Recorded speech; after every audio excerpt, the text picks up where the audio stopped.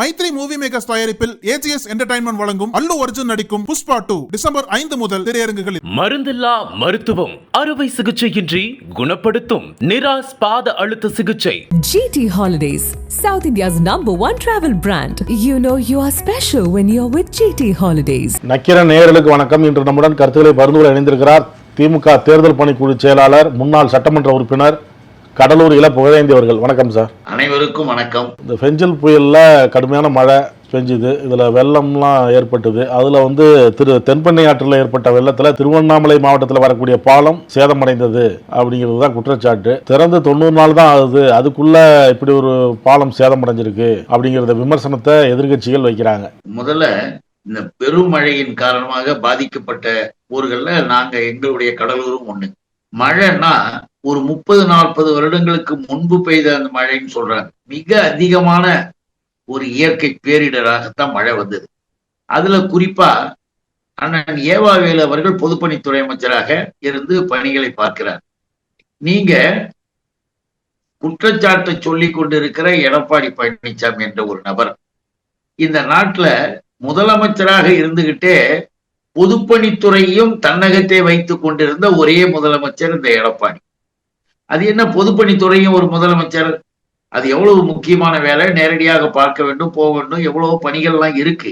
ஆனா அதை பற்றியெல்லாம் கவலைப்படாம முதலமைச்சருக்கான வேலையும் பார்க்காம அந்த துறையும் தானே வச்சுக்கிட்டு ஒரு எல்லாரும் சந்தேகப்படக்கூடிய அளவிற்கு அந்த ஆளுடைய செயல்கள்லாம் இருந்தன. அப்ப நம்ம எல்லாருமே குறை சொன்னது, குற்றம் சொல்லும் போது கவலையே படல. 13 பேர் செத்து போனதையே மறுநாள் சிரிச்சுக்கிட்டு நான் டிவி பார்த்துதான் தெரிஞ்சுக்கிட்டேன்னு சொன்ன ஒரு தரம் குறைந்த, தரம் இல்லாத ஒரு முதலமைச்சராக இருந்த ஒரு நபர் இன்னைக்கு குற்றம் சொல்றார். நாம இப்ப சொல்றோம் ஒரு பாலம் கட்டுறதுனா எப்படி கட்டணும் தெரியுங்களா? அதனுடைய நிலைப்பாடு, அங்க இருக்கக்கூடிய தாங்கும் சக்தி, இதெல்லாம் பார்ப்பாங்க. அந்த பாலம் இப்ப சொன்னாங்களே உடைந்திருக்குன்னு, அந்த பாலம் அந்த வழியாக இதுவரையில் வினாடிக்கு 30,000 கன அடி தண்ணீர் போகக்கூடிய அளவிற்கு அந்த பாலம் தாங்கும் சக்தியோட இருந்தது. அத பெரிய ரொம்ப ஓல்டு பழசாயிடுச்சு, இனிமே தாங்காதுன்னு உடனே டபுளாக 55,000 கன அடி நீர் ஒரு வினாடிக்கு அந்த பாலம் தாங்கக்கூடிய அளவுக்கு அதை வச்சு அதன் மேல இருக்கிற போக்குவரத்து கணக்கெல்லாம் பார்த்து கட்டி முடிச்ச உடனே அது குறித்த தரத்தையும் அதிகாரிகள் சோதிச்சு ஓகே பண்ண பிறகுதான் திறந்தாங்க. ஆனால் இயற்கை என்பது எப்படி இருக்குது நீங்க நினைச்சு பார்க்கணும். என்ன ஆச்சு தெரியுங்களா? சுலபமா சொல்லிட்டு போயிடுவாங்க. நாம அரசியலுக்காக பேசல. அறிவுள்ளவர்கள், நியாயம் உள்ளவர்கள், உண்மையானவர்கள் தெரிஞ்சுக்கணும். அண்ணா ஏவாவேலு மேல உடனே குறைய சொல்லிட்டு குதிக்குது இந்த எடப்பாடி கும்பலு. அதுக்காக சொல்றேன். ஏன்னு கேட்டீங்கன்னா, இந்த பெருமழை பெய்தவுடன் 1,75,000 கன அடி ஒரு வினாடிக்கு தண்ணி இறங்குது. எப்படி இருக்கும், எப்படி தாங்கும்? அது மட்டும் இல்ல, சிற்றாறுகள்னு அருகில் ஓடுகிற சிற்றாறுகள்லாம் சேர்த்து பாத்தீங்கன்னா 2 லட்சம் கன அடி நீர் ஒரு வினாடிக்கு போற மாதிரி சூழ்நிலை அமைஞ்ச உடனே அந்த பாலத்தின் தாங்கும் சக்தியை தாண்டி இந்த மழை வெள்ளம், இயற்கை என்பதற்கு ஒரு அளவு இருக்கு. ஒரு அளவை தாண்டினா யாராக இருந்தாலும் அதை சந்திச்சுதான் ஆகணும். அதை சந்தித்து அதிலிருந்து நாம மக்களை காப்பாற்றுவது ஒரு அரசின் வேலை. அதிலிருந்து நாம அடுத்த கட்டமாக பணிகளை செய்வது கவர்மெண்ட், அரசு. அதை நம்ம கவர்மெண்ட் செய்து நம்ம முதலமைச்சர் செய்யறாங்க. எங்க அண்ணன் ஏவாவேலுன்னா இந்த நிலையில, அந்த சூழ்நிலையில் இத இவ்வளவு கனஅடி தண்ணீர் போகின்ற பொழுது அது அந்த உடைப்பு ஏற்பட்டது. அவ்வளவுதான். அதுல எந்த குறைபாடும் எந்த இது யாராலும் சொல்ல முடியாது என்பது மட்டுமல்ல. குற்றம் சொன்ன எடப்பாடி மிஸ்டர் இந்த ஆளு பாலங்களை மட்டும் இல்லைங்க, பாலம் கட்டினது மட்டுமல்ல, நாமக்கல்ல GH ஒரு மருத்துவமனை கட்டுறாரு. 4 கோடி செலவுல வெளியில கட்டும் போது உள்ளே போகின்ற வாயில் பகுதி எல்லாம் இடிச்சு கீழே ஓடுது. துறக்கிறதுக்கு முந்தைய யாரு? இவர் தான் பொதுப்பணித்துறை அமைச்சர். கரூர்ல அம்மா கிளினிக், யாரு? இவர் தான். அம்மா கிளினிக்னு அவங்க ஜெயலலிதா பேர்ல அம்மா கிளினிக்னு ஒண்ணு திறந்தாரு. திறந்த 2வது நாளே முதல்ல போகக்கூடிய கைப்பிடி சுவரில் இருந்து பக்கத்தில் இருக்கிற கட்டுமான சுவரும் கீழே உழுந்து பாதிப்பாச்சு. அது மட்டுமல்ல, இங்கு பக்கத்திலே இருக்கின்ற எல்லாருக்குமே தெரியும் மௌலிவாக்கம். மௌலிவாக்கத்துல 11 அடி மாடி கொண்ட கட்டடத்திற்கு எந்த விதமான தரக்கல ஆய்வும் செய்யாமல் யாரோ கேட்டார்கள், காசை வாங்கிட்டு. ஏன்னா அப்ப இவரு கட்சிக்காரன், இவரு இந்த எடப்பாடியினுடைய கட்சிக்காரன். இன்னைக்கு வெளியில போயிருக்கிறவன்லாம் அந்த கதையெல்லாம் எடுத்து சொல்றானே, இத்தனை கோடி வாங்கிட்டேன்னு. 11 மாடி கட்டிடத்தை கட்டினா, தரமில்லாத கட்டிடத்தை கட்டியதால் இடிந்து விழுந்து 61 பேர் இறந்தார்கள். இதெல்லாம் எடப்பாடி பழனிசாமியினுடைய ஆட்சி காலத்துல. இது மட்டும் இல்லாமல் 7 பாலங்கள், அது நாகப்பட்டினத்திலும் இருக்கு, திருவள்ளூர் மாவட்டத்திலும் இருக்கு, ராமநாதபுரத்திலும் இருக்கு, எல்லா இடத்திலுமே படவேடு போன்ற பகுதிகள் எல்லாத்திலும் இருக்கு. இப்ப இந்த தென்பண்ணிலே தலவானூர் அப்படின்னு ஒரு இது கட்டி வச்சிருந்தாங்க, அதுவும் அடிச்சுன்னு போயிடுச்சு. இதெல்லாம் எதுக்காக சொல்றோம்னா, எதையும் சொல்லுகின்ற பொழுது தன்னையும் பார்க்கணும். அந்த 7 பாலம் அந்த மாதிரி திமுக பதிலுக்கு குறை சொல்லுதுன்னு சொல்றீங்களா, அதை மறுத்திருக்கிறாரு. அவர் எப்படி மறுக்காம இருப்பாரு? ஏன்னா அந்த தேதியில வேற யாராவது உட்காந்துட்டாங்களா முதலமைச்சரா? கரூர்ல அம்மா கிளினிக் சொன்ன மாதிரிங்க, திருவள்ளூர் மாவட்டத்தில் லட்சுமிபுரம் பாலம். ஏன்னா இதை பாக்குற மக்களும் தெளிவாக தெரிஞ்சுக்கணும். லட்சுமிபுரம் பாலம் வெள்ளத்தில் அடிச்சுடப்பட்டது. அப்ப வேற யாரு? அதே போல ராமநாதபுரம் தொழுவலூர் கரையேற்றம்மன் பகுதியினுடைய பாலம் யாரு? இவர் தான் முதலமைச்சர்.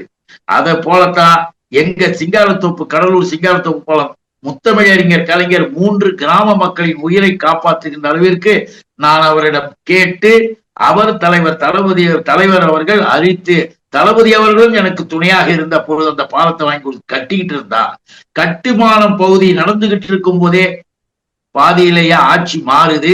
ஆட்சி மாறணும்னு காட்சி மாறுது, காட்சி மாறணும்னு வேறு விதமான பணிகள் போய் அந்த பாலத்தையும் இவனுங்க கட்டின இடத்துல இடிஞ்சு விழுந்தது.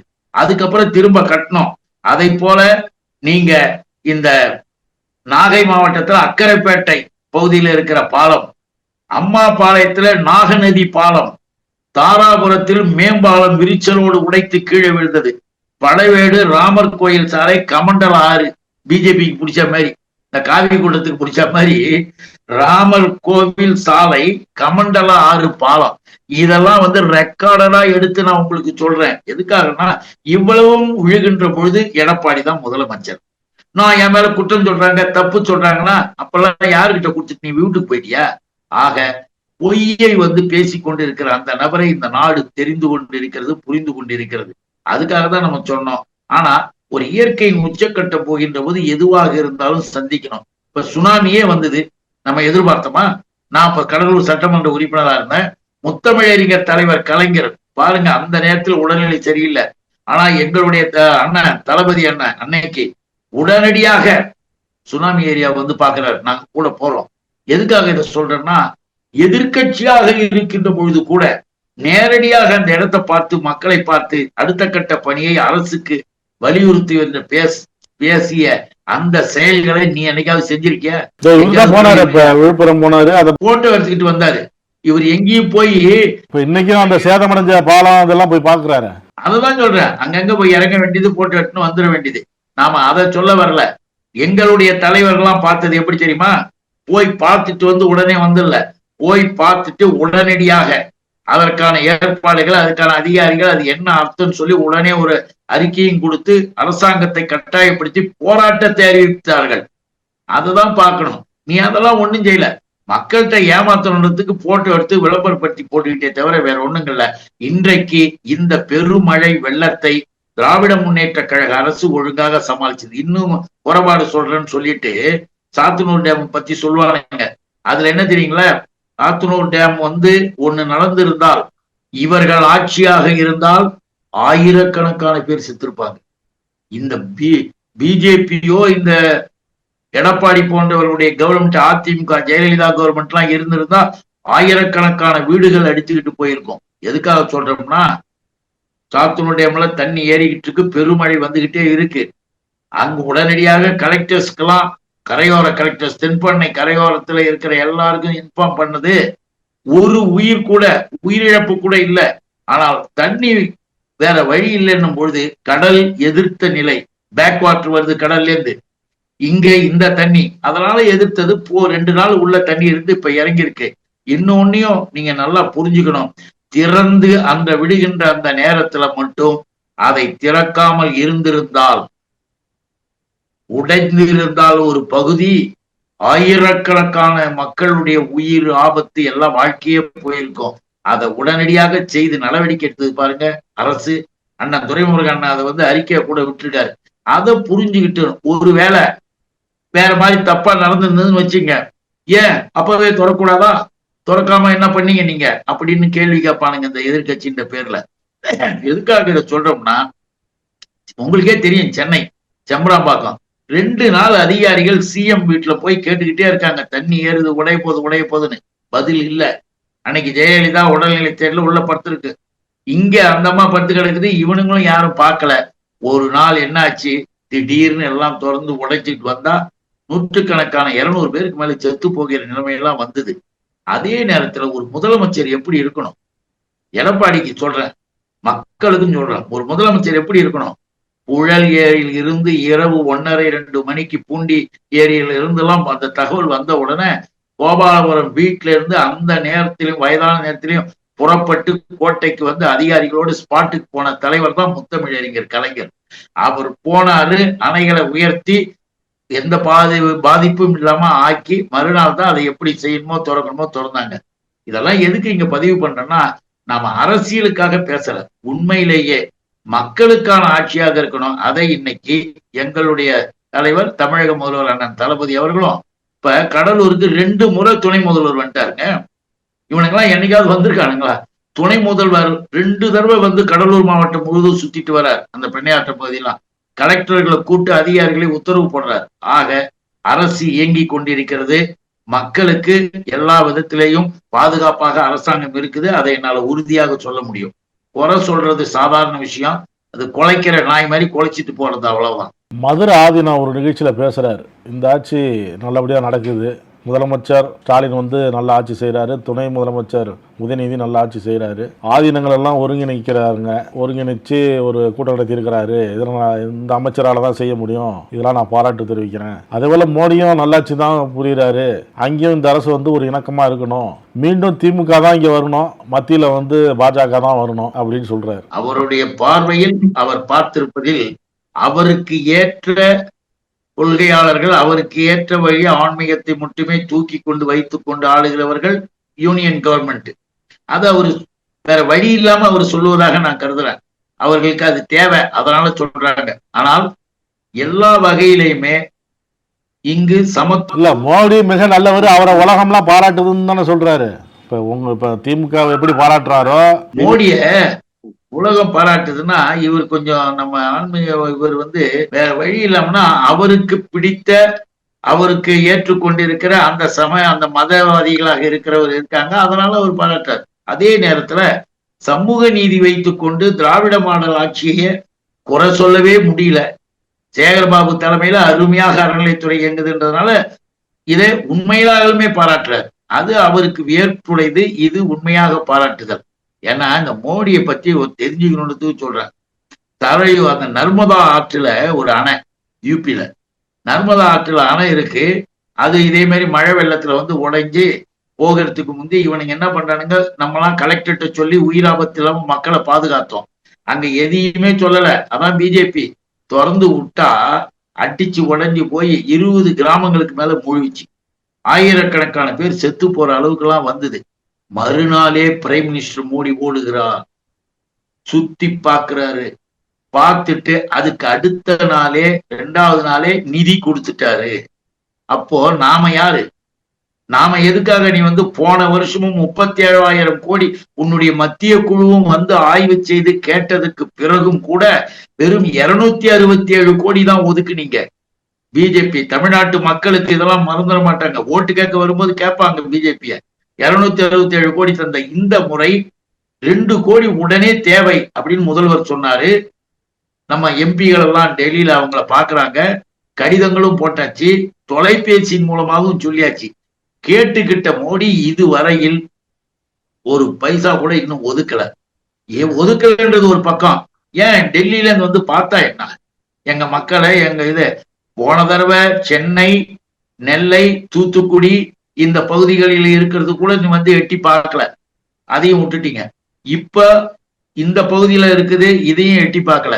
எதுக்கும் வரமாட்டாராம், எதுக்கும் பார்க்க மாட்டாராம், நிதியும் தர மாட்டாராம். அதனால ஆன்மீக இவர்கள்லாம் வந்து நம்மளுக்கு சொல்லியிருக்காங்க, பாராட்டு வாழ்த்துக்கள் நன்றி. அதே நேரத்துல தமிழ்நாட்டில் திராவிட முன்னேற்ற கழக ஆட்சி, திராவிட மாடல் ஆட்சி வேணும்னு அவர் சொல்றது ஓகே. ஆனா யூனியன் கவர்மெண்ட்ல ஒன்றிய அரசை மாற்றியே ஆக வேண்டும் என்ற ஒரு நிலை இந்தியாவில் வந்திருக்கு. அதையும் அவங்க புரிஞ்சுக்கணுன்றது தான் நம்மளுடைய கருத்து.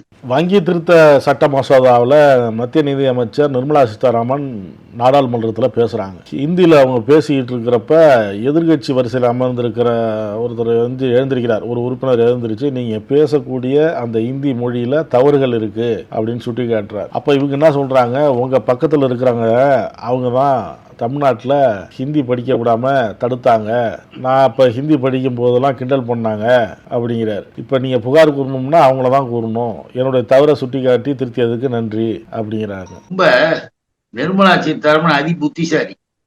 ஏன்னு கேட்டீங்கன்னா, கல்லூரியிலேயே இந்த அம்மா சேர்ந்து ஹிந்தி படிச்சது. இந்திய படிச்சுட்டு அது ஒரு பக்கம், அதுல பண்டிட் மாதிரி சமஸ்கிருதம் சேர்த்து படிச்சுது.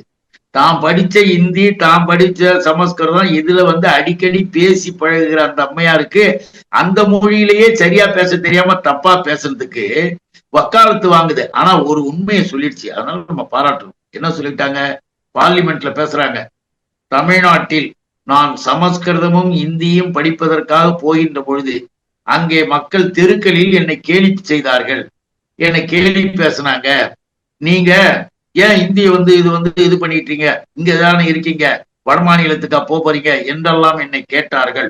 எனக்கு மிகவும் கஷ்டமா இருந்தது. அன்னைக்கு கூட இந்தி பிரச்சார சபாக்கள்ல சபாக்கள் நடந்தன. லட்சக்கணக்கான பேர் விருப்பப்பட்டவங்க இந்தி படிங்க, எந்த மொழி வேணா படிங்கன்றதுதான். தாய்மொழி தமிழ் என்பது அவனுடைய தாய்மொழியை நீ படிச்சுக்க, சிந்தனைக்கு உலக தொடர்பிற்கு அறிவியல் மொழியான ஆங்கிலத்தை வச்சுக்க, நீ எந்த மொழி வேணா படி, நாங்க தடுக்கல. இந்தி பிரச்சார சபா இருந்தது, காலேஜஸ்ல சில கல்லூரிகள்ல ஸ்கூல்ல கூட ஹிந்தி சொல்லி கொடுத்தாங்க, அதையெல்லாம் நம்ம தடுக்கல.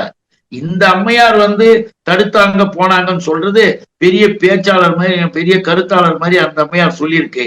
ஆனா ஒரு உண்மையை சொல்லிட்டாங்க, இங்க இருக்கிற தமிழறிஞர்களும் இங்க இருக்கிற தமிழ் ஆர்வலர்களும் திராவிட இயக்கமும் பெரியார், அண்ணா, கலைஞர் அப்படி இருக்கிற தலைவர்களும் இப்ப இருக்கிற தலைவரையும் எல்லாருமே சேர்ந்துதான் இன்னைக்கு எங்களுடைய துணை முதல்வர் இளைஞரணிச்சா உட்பட எல்லாருமே மக்களிடம் இந்தி திணிப்பு எதிர்ப்பு என்ற பிரச்சாரம் என்பது வேல்யூபிளா இருக்குன்றதை ஒத்துக்கிட்டாங்க. எல்லா மக்களும் அப்படிதான் இருக்காங்கன்னு. அதுக்காக வேணா நம்ம பார்லிமெண்ட்லயே பதிவு பண்ணதுக்கு ஒரு நன்றி சொல்லலாம். கருத்துரை பகிர்ந்ததற்கு நன்றி சார். அனைவருக்கும் வணக்கம், நன்றி, வாழ்க. நக்கீரன் டிவிக்கு சப்ஸ்கிரைப் செய்யுங்கள். உங்கள் ஆதரவே எங்கள் பலம்.